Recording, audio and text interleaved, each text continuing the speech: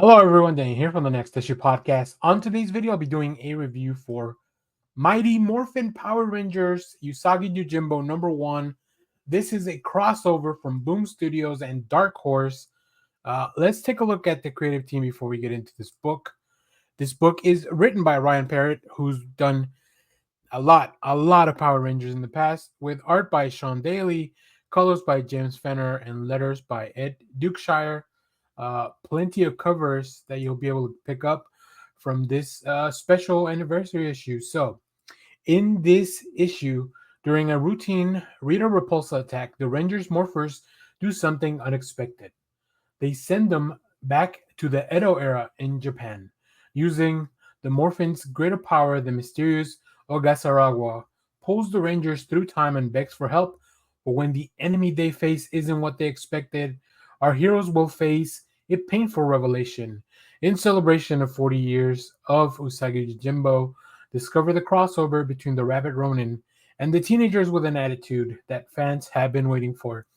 You know, throughout all these years, we have had so many cool crossovers of properties, and I did not realize how much I wanted a Mighty Morphin Power Rangers Usagi Yojimbo crossover until we got it. This was announced a little while ago, and I was very excited. I'm a big fan of Usagi Yojimbo, although I don't read everything. Like, there's a lot of times that we'll get like a little one shot or a little mini series as they come out. 40 years is a long time for these stories of the Rabbit Ronin. But it's such a fun world. Stan Sakai created a character that just really fits into any kind of story, and it's so cool to see.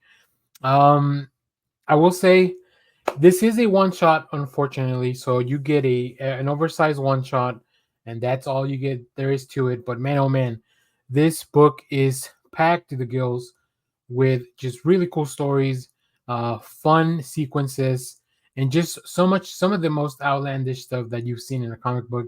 But what else could you expect in a crossover of this magnitude? I think Ryan Parrott is a perfect individual. I probably grew up reading Usagi Yojimbo because if you're in comics, who has not checked out any Usagi story? And then Sean Daly really captures a very stylized and fun, um, just a really stylized and fun depiction of both the Rangers and Usagi. Very different from both of their normal iterations. Stan Sakai has a very particular style, and a lot of the artists that are part of the Rangers, they also bring their own rendition, right? This isn't like they're not going for photorealistic. They're not going for even to try to imitate Stan Sakai. This is a completely endeavor on its own, which is really fun to see this in a different style. So let me pull some of that art so you can see here. As I mentioned, very stylized, very dynamic movements, just like quick panels, quick cuts. But all the check marks are there for a Usagi story. You have the Ronin protecting something from bandits. Of course, he's able to prevail in this first instance. But then, the story has to move on from there. We also, of course, have a really cool look at the Rangers just mid battle. There's no really need to introduce any of us. And I think Ryan Parrott, I appreciate that from the writing, that they take the time to bring you into the story, but not to rehash any like you know any origin stories or anything like that. The book just assumes if you're picking it up, you probably at least heard of both of these properties. And yeah, here you see the Rangers. I love seeing them out of the outfits, out of the costumes, because then you kind of get a look at how the artist has chosen to stylize them.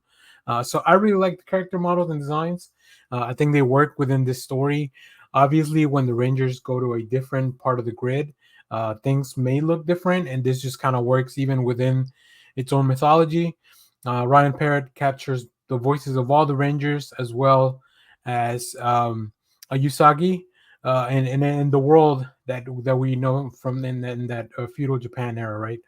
I will say, not all the Ranger characters get their time to shine.